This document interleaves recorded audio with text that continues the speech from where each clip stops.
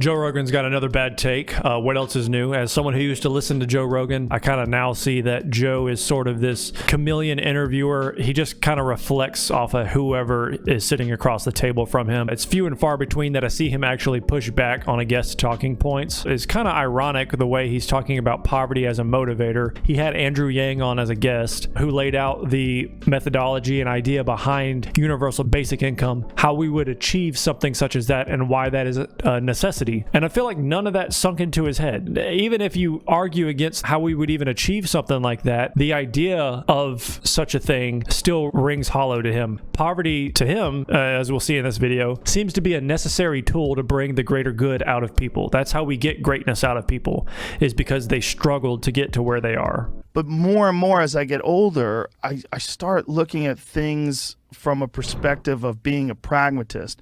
And I start looking at things instead of looking at what do I hope people will do if you give them free money, and if you give them free education, if you give them free this and free that and take care of them, I start going, well, what does that do to the psyche? Yeah. And does that force laziness? Like, it feels like maybe he's had some interactions with people he's known who's come into a reasonable amount of money, and to him they squandered it. That was one of the arguments against UBI. You give people free money, they're just going to be lazy. They're going to sit on their ass. They're not going to work for anything. They're all going to quit their job. They're all going to squander it. They're going to go buy drugs, keep their bad habits going. They're not going to be productive with it. All that to me is seeing the worst in people. And yes, there are going to be people that do that. One, it's really not anyone's business what they spend that money on. I don't know why everyone's so concerned about how people's money is going to be spent. You could say that, well, it's my tax money. Okay, you're getting a slice of that pie too. If UBI was ever implemented through the process of budget cuts, primarily coming from the military value added tax, this would, of course, help fund this program. Everybody gets a slice of that pie, including you. There's no stigma behind it as to why you get it, other than the fact that you're a United States citizen. What you choose to do with that money is all on you. If it's a reoccurring payment month to month, you make a bad decision on month one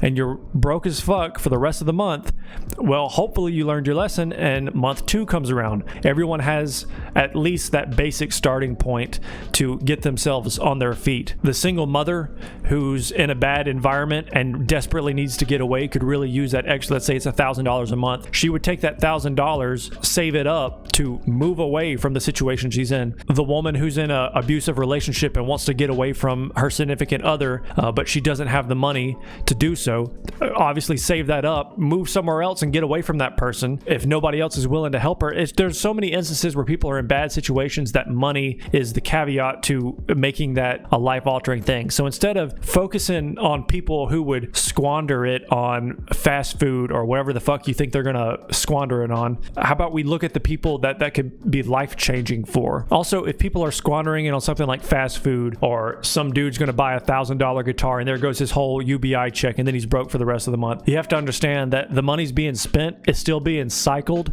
through the economy, which is a stimulating side effect. That's the whole purpose. You want people to spend that money. You can have the argument that there are going to be people that are lazy and they don't want to work, but I don't think that's the case, because people find value out of being productive. It's not going to destroy the economy in the sense that everyone's just going to be taking free money and sitting back and just letting that come in. You can't live off $1,000 a month, or whatever it winds up being if you're a married couple, $2,000 a month. I mean, there's already people that are trying to live off of that little amount of money, but if you think that you're just going to be able to sit back and just draw on that month to month with nothing else and try and live the lifestyle that you want to have, that's not going to be the case. Our sense of being fulfilled is linked to who we are as humans. We want to feel productive and a part of something, if that be in the arts, if that be in the workforce, wherever that winds up being, you're productive in some sense. And if universal basic income allows people to step away from a highly demanding job to something a little bit more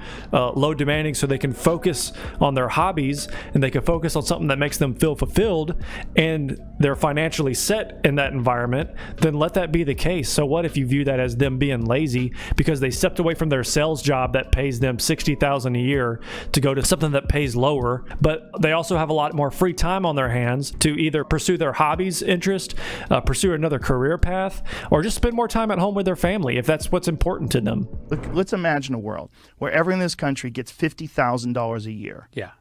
Everyone. How much less productive would we be? It would probably be horrific.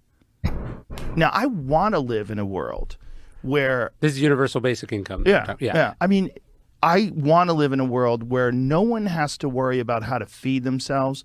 No one has to worry about how to put a roof over their head. All you have to worry about is what do you want to do?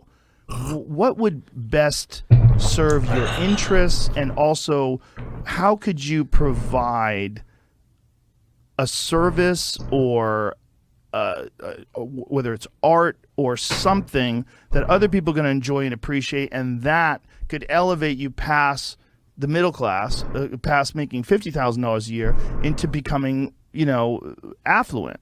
He's saying if everyone made $50,000 a year, I don't ever think that would be the case for universal basic income.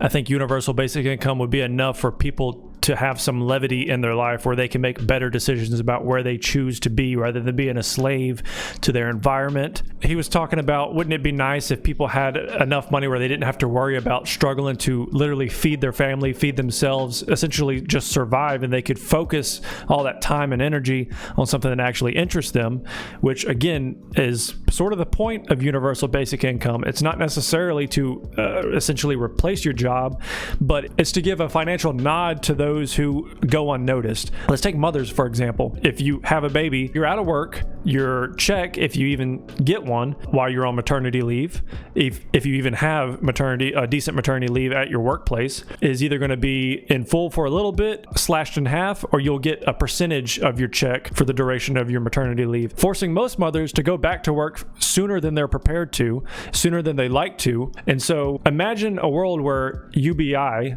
you get $1,000 a month, and that kind of money goes towards those mothers who can take longer time off to spend with their new family. It gives them the choice of when they want to go back to work. It also gives them the choice if they want to go back to work.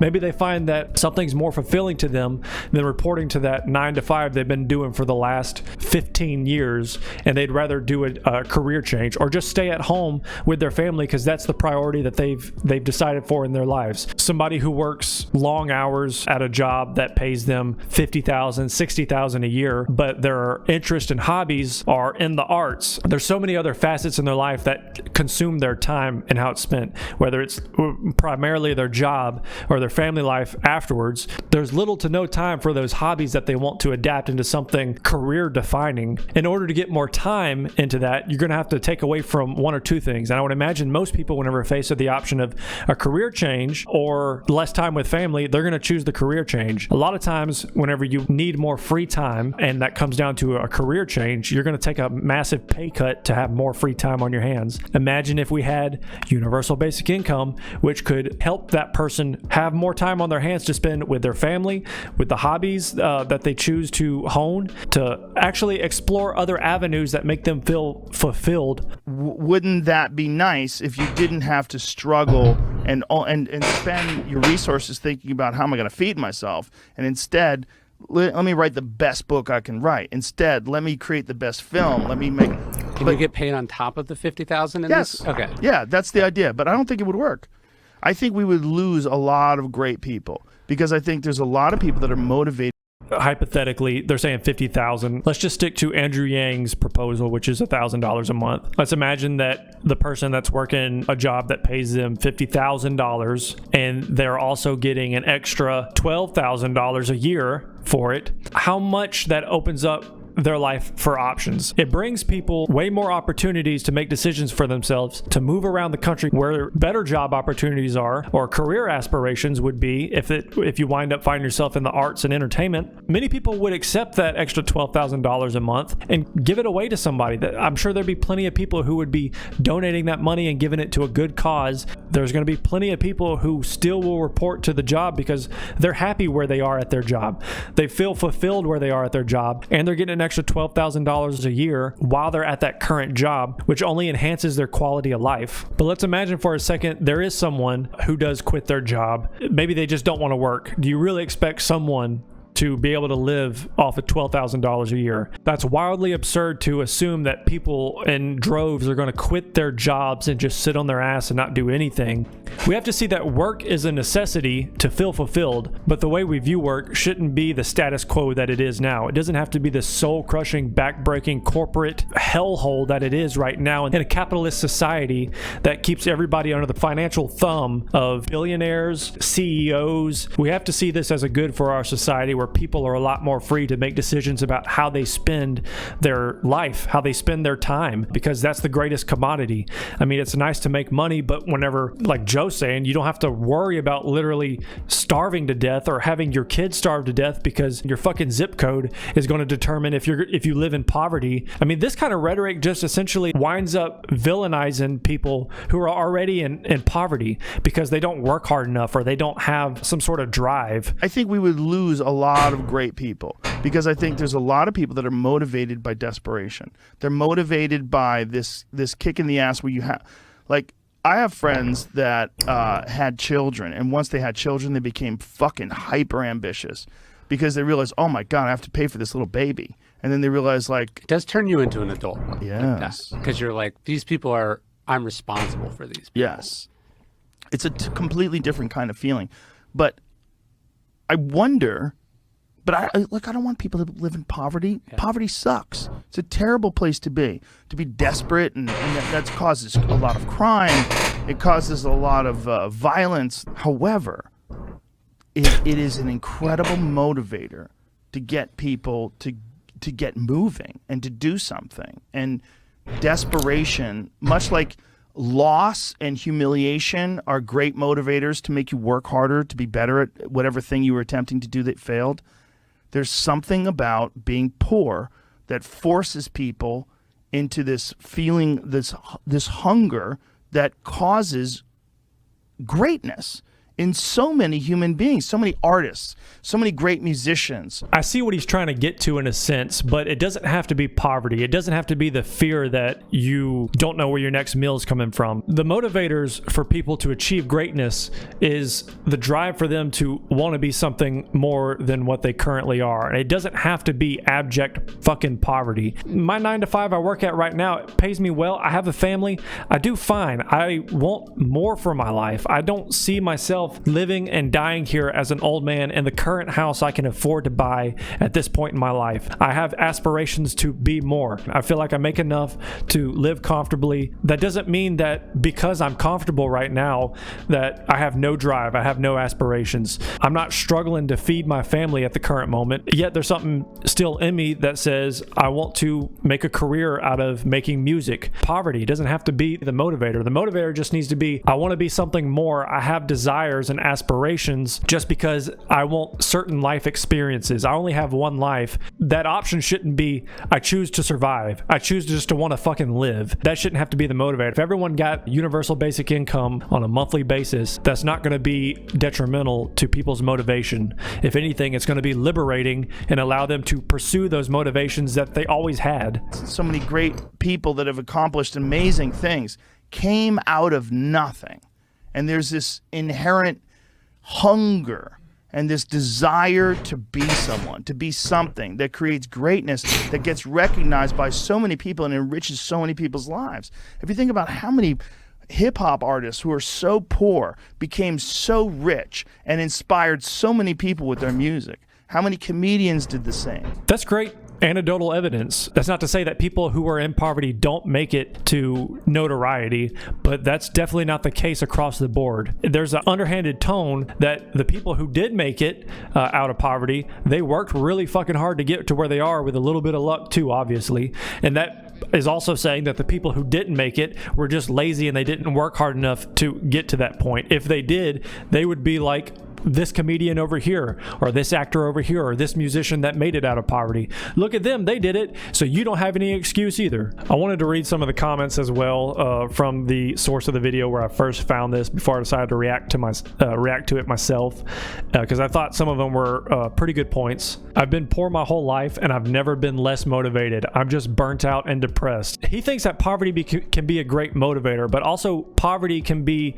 soul crushing. It can be depressing. What Joe actually meant to say at the beginning where he said, as I get older, he becomes more pragmatic. He meant to say, but more and more as I get richer, I start looking at things from a perspective of being cruel and a greedy asshole. Yeah, it's very tone deaf. It's just completely removed from reality. You know what's an incredible motivator to get people to do things? Giving them opportunities and having established pathways, not luck, that allows them to improve themselves. Anytime I have dipped lower into poverty, it has always been harder and harder to claw my way out. It demotivates, demoralizes, and suppresses. It will never be a motivator to move up. Joe Rogan on that grind set with his millions of dollars. This annoys me to no end because of my personal experiences. Yes, we all agree that struggle can bring out great things, but like anyone who survived any trauma, none of those people I've ever met say, yeah, brother, I want my kids to experience being ass clapped for their gender, sex, class, or race. We need that grind to develop our full potential. Life's already hard enough, Joe. Stop trying to create this fictional MCU where we always need to feel we are at existential crisis. Truthfully, I long for a world where my kids and future patients can actually live their full lives and not experience these tragedies. If you're poor, that just means you'll have more ambition. Tell that to the millions of homeless people in this country that are depressed and hopeless. Yeah, all they need is a little bit of motivation and it'll get them out of the situation they're in. Are there people who are unmotivated and they just don't have any drive and that's the life they choose for themselves and they're content with living the way they want even though there's opportunities for them to be more? Yeah, of course, but should we view that as the lens of everyone who's in that situation of financially struggling or worse is because they're unmotivated or they're turning down opportunities or they're lazy? Absolutely not. That's not the reason at all. And it's just so disgusting to insinuate that people who didn't make it out of poverty just were not motivated enough. They need to be more poverty stricken. That would have motivated them even more.